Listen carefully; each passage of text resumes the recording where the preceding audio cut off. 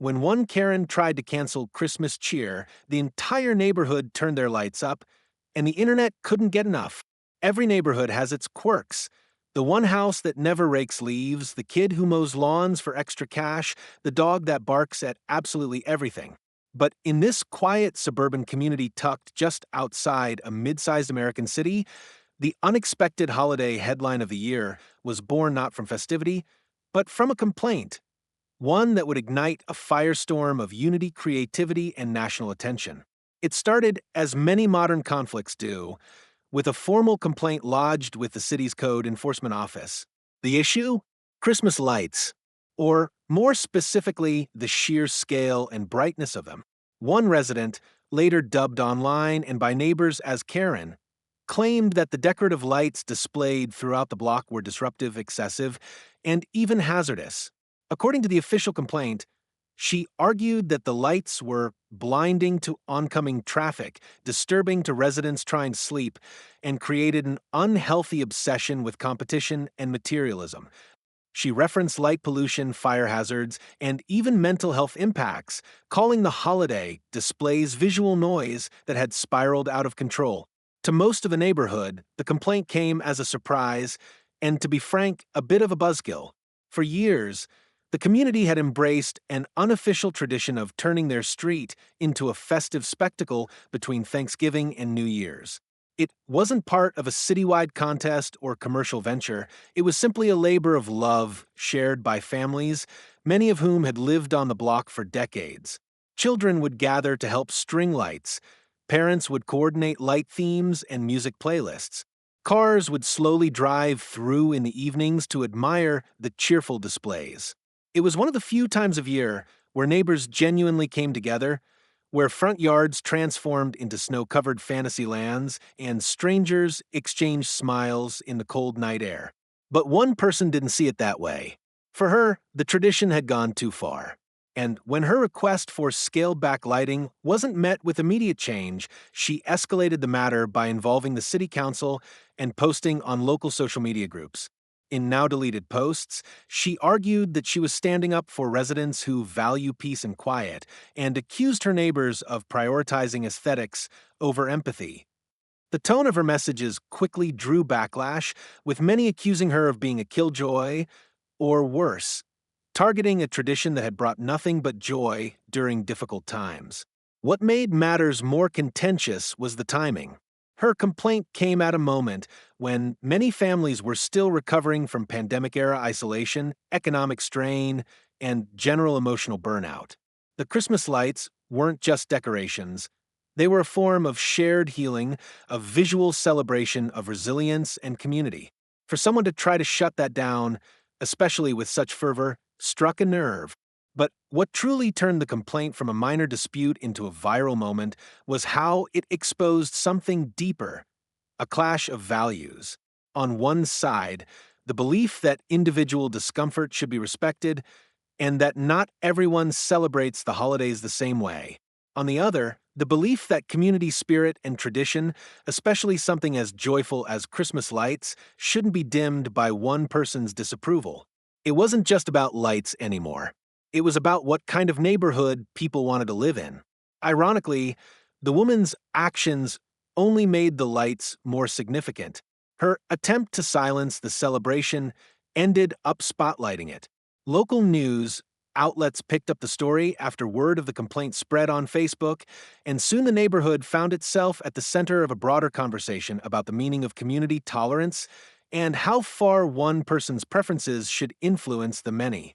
The city, caught in the middle, responded cautiously. While there were no violations found, the lights complied with all safety codes and curfews. They encouraged neighbors to be mindful of brightness and noise levels. But that diplomatic suggestion only added fuel to the fire for residents who felt they were being unfairly targeted for simply spreading cheer. The complaint also had an unintended emotional impact. Children who had looked forward to decorating their homes now asked if they were doing something wrong. Elderly residents who enjoyed watching the lights from their porches wondered if they were being inconsiderate.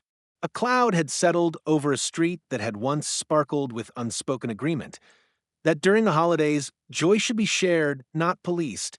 What the Karen hadn't realized was that her complaint wasn't just against the lights, it was against the heart of the community. She had underestimated how meaningful the tradition was to the people who live there and how far they were willing to go to protect it. What happened next would make headlines across the country, but it all started here with one complaint, one frustrated voice, and one determined neighborhood that wasn't ready to let Christmas spirit be dimmed. Rather than backing down in the face of the complaint, the neighborhood responded with unity, creativity, and a sense of humor. What could have been a quiet compromise turned into a full-blown celebration, not just of Christmas, but of togetherness, freedom of expression, and community pride. The message was clear. If one person could try to dim the holiday cheer, then everyone else could shine brighter. Neighbors began coordinating with each other, not just to maintain their displays, but to upgrade them. Homes that typically hung a few strands of lights now went all in. Synchronized lighting shows set to holiday music, inflatable characters covering entire lawns, projection displays dancing across garage doors. Some residents brought in professional decorators, others worked overtime with their families to turn their homes into glowing spectacles. One house even added a digital sign that read, "Too bright? Grab some shades." The escalation wasn't mean-spirited, it was joyful, clever, and rooted in community spirit. Residents didn't mock or attack the woman who filed the complaint. They simply refused to let negativity define their tradition. What began as a response to criticism quickly became something much bigger: a collective art project, a streetwide celebration, and a bold stand for shared joy in the face of isolated disapproval. The effort bonded neighbors like never before.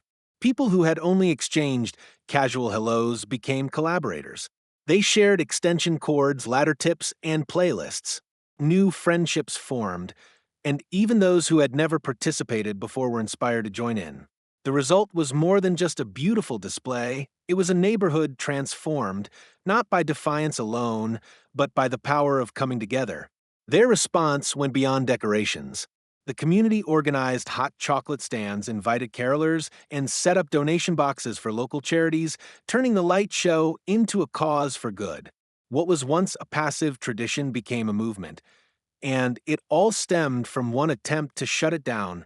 Rather than silence the celebration, the complaint became the spark that ignited the most spectacular Christmas display the street had ever seen. What began as a local conflict quickly captured national attention, thanks to the power of social media. As the neighborhood transformed into a full-blown winter spectacle, visitors began arriving in droves, not just to admire the lights, but to record them. Within days, videos of the dazzling displays flooded platforms like TikTok, Instagram, Facebook, and YouTube. The hashtags #KarenChristmas, #LightBacklash, and #NeighborhoodGlowUp started trending, drawing millions of views. Clips showing houses lit up in perfect sync to holiday music, inflatable Santa armies, and neighbors toasting with hot cocoa under a canopy of lights went viral almost overnight. Users from around the country, and eventually from around the world, flooded comment sections with support, humor, and admiration. Reactions ranged from, "This is how you shut down a Karen," to, "Where is this? I need to see it in person." Memes were born, edits were made, and the neighborhood became the backdrop for reaction videos, duets, and even parodies. The entire block became a symbol, not just of Christmas spirit, but of clever, peaceful resistance. The overwhelming response shifted the narrative entirely. The original complaint, once a source of tension, became the ironic twist that made the whole story shine brighter. Local influencers featured the display in vlogs, while drone footage captured stunning aerial views that further fueled the online fascination. Regional news stations caught on quickly, airing segments that showcased both the conflict and the creative response. Soon after, national outlets picked up the story, adding it to their feel-good holiday coverage. Headlines like "Neighborhood Unites Against Holiday Grinch" and "Lights Too Bright? Not Bright Enough" appeared on major websites and news broadcasts. The visibility brought an unexpected side effect: tourism. Curious onlookers traveled from nearby towns and cities to see the now famous light war for themselves.